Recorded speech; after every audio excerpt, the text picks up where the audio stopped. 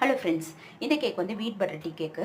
என்னுடைய 5 நாளைக்கு முன்னாடியே ஆர்டர் கொடுத்துருந்தாங்க. பட் என்னால் அந்த டைமுக்கு என்னால் கொடுக்க முடியல, சின்ன ஒர்க்கால். இப்போ கஸ்டமருக்கு ஃபோன் பண்ணி சொன்னால் ஒன்றும் பிரச்சனை இல்லை, இப்போ எனக்கு பண்ணி கொடுங்க அப்படின்னாங்க. சாப்பிட்றதுக்குதான்னு கேட்டாங்க. அதே மாதிரி நல்லபடியாக பண்ணி கொடுத்துட்டேன்.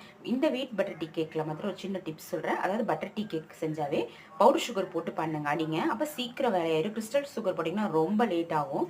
இந்த கேக்கும் நல்லபடியாக பண்ணி பேக் பண்ணவே அடுத்த கால் ஒரு வருது.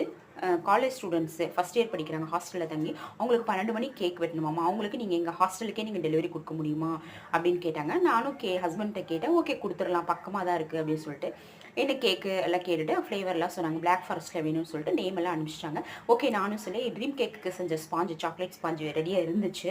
அப்போ தான் பண்ணியிருந்தேன். டக்குனு அது இருந்தங்காட்டி ஃப்ராஸ்டிங் பண்ணி கடகடன்னு ஃப்ரிட்ஜில் வச்சு 11:30க்கு நாங்களும் டெலிவரி கொடுத்துட்டோம். ஏன் 11:30 அப்படின்னா, அவங்ககிட்ட ஃப்ரிட்ஜ் இருக்காது இல்லையா, மெல்ட் ஆயிரும்னு சொல்லிட்டு தான் 11:30 கேட்டாங்க. நாங்களும் கொடுத்துட்டோம். அவங்களுக்கு ரொம்ப ஹாப்பி.